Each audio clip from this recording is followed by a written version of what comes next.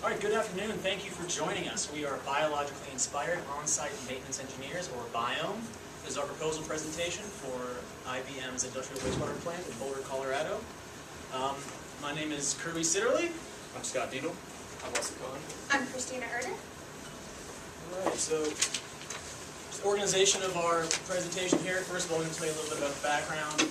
The contaminant of interest is N-methylpyrrolidone, or NMP. We're going to talk about the problem they're having and the regulations to consider. We're going to discuss our objectives for our design and alternatives. Go into the constraints on our design, then go into our 4 alternatives themselves.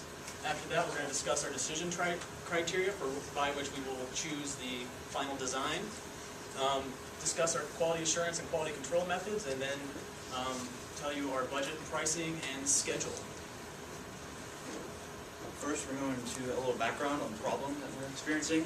Lexmark has been increasing their discharge load of their industrial wastewater, which contains this compound NMP, over the recent years due to their recycling of ink cartridges. In the plant, there are 2 RBCs, which is a rotating biological contractor, which consists of a large polyethylene discs, which rotate, and as they rotate, they expose the biofilm that grows on it to both the liquid and gas phase, which assists on aerobically degrading the contaminants in the wastewater. Right now, the removal efficiency of the working RBC is around 30%, which is the problem. The second RBC, which is offline due to a broken bearing, and due to this low removal efficiency, they have to bump the chlorine levels way up of their effluent, which causes scaling in the cooling towers and also high levels of TOC, total organic carbon, in the effluent, which could lead to more microorganism growth in the cooling towers as the whole facility is around 40 years old. The current system comes from Lexmark, goes into a storage tank, and then from the storage tank is pumped up to a flash mixer. As you can see in this figure, from that flash mixer it goes to a clarifier. In the clarifier, we have noticed that there's off-gassing coming from this clarifier, indicating that in the clarifier there's micros degrading something, maybe NMP, we're not sure. We will do research to determine what and how the fate of NMP is going through our system. From the clarifier, we go to the 2 RBCs, one of which is working. This is where we hope that most of our biologically active degradation of our compound is occurring. From there, we go to a secondary bioclarifier, and then from there is the chlorination, and then off to 2 sand and anthracite filters, and then off to the cooling towers. NMP, it is a popular industrial solvent due to its low vapor pressure and high solubility. Lexmark uses it to clean photovoltaic drums from the recycled ink cartridges, and then they export it to the IBM wastewater facility. EPA has deemed it a possible human reproductive toxin, but there are no regulations currently. It is also, because it has a high biodegradable potential in the environment, and this is aerobically biodegradable, but it does not mineralize. And that leads to metabolites, which in this plant leads to a high COD loading rate. Alright, so for our regulations, there are currently no enforceable regulations for NMP in wastewater. This is because it is an emerging pollutant and as of yet is relatively harmless. However, there are regulations on consumption and air exposure. Both of these will be complied with Lexmark within their permits. You can't have greater than 5% in products that are for commercial use, and you have to make sure that your employees are not exposed for long periods of time, but once it reaches IBM, it is entirely in the water phase, so this is not a problem. IBM has self-imposed regulations as well as an agreement with the city and the Boulder wastewater treatment facility, saying that they will get rid of all NMP before it is discharged to the 75th Street wastewater treatment plant. So our objectives are to increase NMP removal efficiency by focusing on biologically remediated processes. We need to do this with a minimal cost, both overhead and operating costs. This plan has to be approved not only by IBM, but they will then take it to Lexmark, who also has to approve it. and they need to have minimal operation oversight. The current maintenance engineer is only on site about 3 days a week and has many other tasks that he performs as well, so the treatment facility is not his number one concern at the moment, so it needs to be low to operate. As I said, we already need to meet the regulations, mostly the ones imposed by IBM, and to make sure that we can handle future loads. And then it needs to be able to survive for a long time and be adaptable. Lexmark has already changed their load once, they could change it again. Also, just within the system as it is, Lexmark only treats their waste Monday through Friday to send to IBM, and then IBM has their waste on the weekends, so there's a big difference in loading simply from Friday to Saturday. The first alternative considered is to keep the existing RBCs and overhaul and optimize them. This would mean to replace the discs and also possibly add the addition of microbubble diffusers or oxygen-releasing compounds either to the influent of the bioreactors or to the bioreactors themselves. If we can increase the dissolved oxygen levels within the reactor, we can possibly change the configuration from a parallel system as it is currently to a series system to increase the biodegradation rate. Also, if we see that the bacteria within the biological contactor is not doing the job that it should, we can more possible options to seed bacteria from the local wastewater treatment plant in order to increase NPM removal efficiency. This is a figure. These are the possible locations of the either microbubble diffusers or oxygen-releasing compounds. This is also if we put them in series instead of parallel. So our second alternative is activated sludge. Activated sludge treatment is common for many wastewater treatment plants. We believe it is applicable to NMP. There have been 2 studies that have shown that ASPs, activated sludge plants, will degrade NMP with biological oxidation. And since NMP is so highly biodegradable, we trust those studies. The activated sludge contains 2 parts. It has an aeration tank and a clarifier. In the aeration tank, there are biological flocks which are added, and that then mixes with the water to help treat it. It will stay in for a calculated residence time. After it is in the aeration tank for the given residence time, it's moved to the clarifier.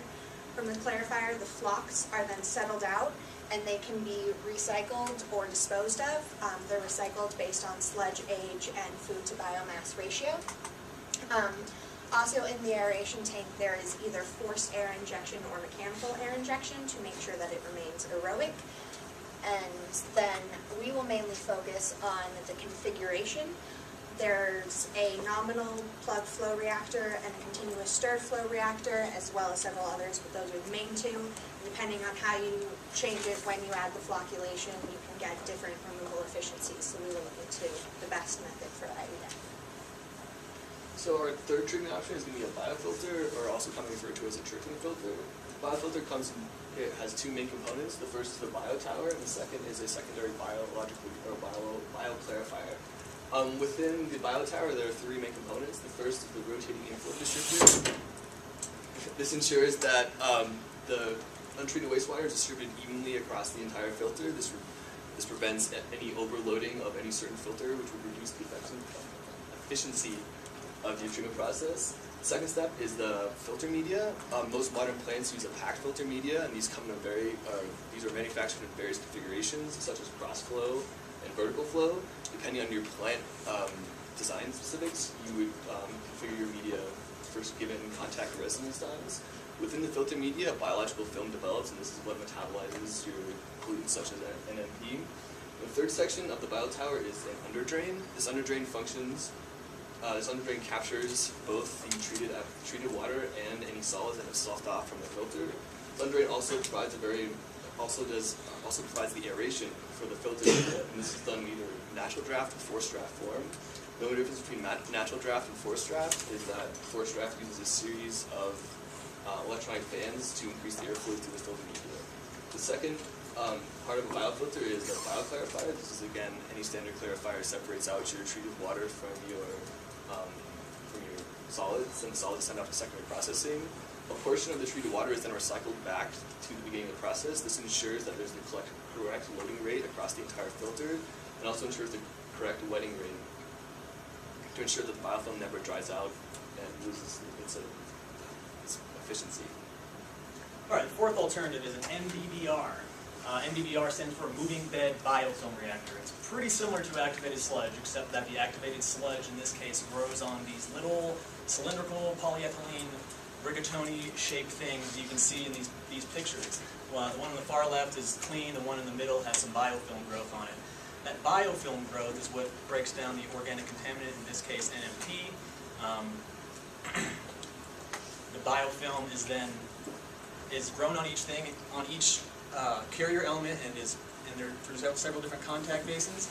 The advantage of IBMbio is that it can treat a high load of COD. We could have a high load of COD at IBM because of the metabolites of NMP biodegradation or increase the COD as we mentioned earlier. So this is just kind of a diagram of an IBMbio. You can see the little orange things are the carrier elements on which the biofilm grows. It goes to different contact basins, and the red rectangles are retention strings, so that each carrier element doesn't go to the next contact basin and then the next contact basin. And then it goes to a clarifier which separates out the sludge, as we've been talking about. And we're also considering any combination of any of these alternatives. So for instance, we can optimize the RBC to effectively metabolize NMP, but we get a high COD coming out of the RBC, we could throw it into an IBMbio, which could reduce the COD for further treatment. And this would be a diagram of the RBC or the IBMbio after the RBC. So we have come up with some design criteria to help us choose our final design as well as these preliminary ones. Most important is NMP removal efficiency. IBM has very clearly stated that NMP must be removed before the cooling towers, both because it can promote biological growth and because it is a very strong solvent, and strong solvents plus 40-year-old wood is a bad idea. We also are then focused on costs, both capital costs, energy costs of maintenance, and operational and maintenance costs. The current RBC programs work for virtually no energy. They were built in the 70s and have required no upkeep yet, so we want to keep as little upkeep as possible. It needs to be compatible with the existing plant. As we all know, making things bigger is a big problem in today's world, so we will retrofit it to fit within the current treatment plant and have it have a long lifetime, has to be reliable, has to be flexible, and it has to have low maintenance and operation requirements. As I said, their maintenance engineer is not on site very frequently, and it has to be able to change not only to adaptions in current loading, but also for future changes that Lexmark. For our quality assurance and control methods, each piece of work will be individually reviewed to ensure that only the best work is submitted to the group.